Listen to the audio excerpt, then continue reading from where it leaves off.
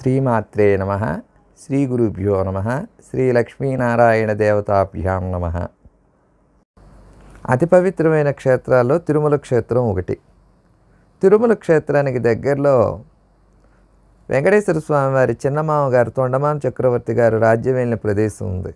అది తిరుపతి నుంచి కాళహస్తికి వెళ్ళే మార్గంలో తగులుతుంది. అదేంటో తెలుసా? తొండనాడు. అక్కడ స్వామి అల్లుడు శ్రీనివాసుడుగా వెళ్ళుంటారట.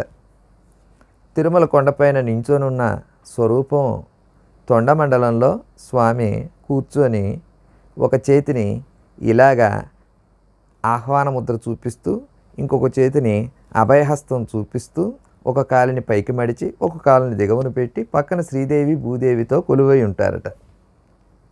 ఈయన ఎందుకు ఇక్కడ వెలిశారు? ప్రతిరోజు తొండమాన చక్రవర్తి ఆ అంతఃపురంలో ఇప్పుడు మనం చూస్తున్న అల్లుడు శ్రీనివాసమూర్తి ఉన్న కోవెల దగ్గర నుంచి రహస్య మార్గం ఉండేదట కొండపైకి. స్వామి దగ్గరికి వెళ్ళి తన జీవిత కాలం కూడాను తొండమాన చక్రవర్తి వివిధ రకాలైన సేవలు అర్చనలు చేసుకునేవారట. అప్పుడల్లా వెంకటరమణమూర్తి, ఇప్పుడు శిలామూర్తిగా కనపడుతున్న స్వామి అప్పుడు తొండమాన చక్రవర్తితో చక్కగా మాట్లాడుతూ చక్కగా దర్శనం ఇచ్చేవారట.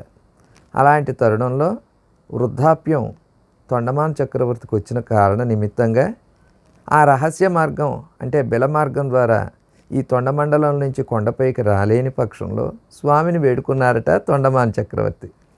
అయ్యా, వృద్ధాప్యం కారణంగా నేను కొండ మీదకి రాలేకపోతున్నాను, నా యందు దయించి ఏదైనా మార్గం చూపి అన్నారట. భక్త కరుణాంతరంగుడు కదా శ్రీనివాస సార్వభౌముడు.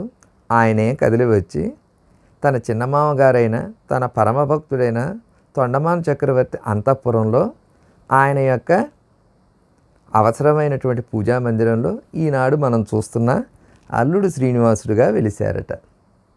ఏతత్ శ్రీ ఉమామహేశ్వర పాదార విందార్పణమస్తు. సర్వే జనా సుఖినో భవంతు. సమస్త సన్మంగళాని భవంతు.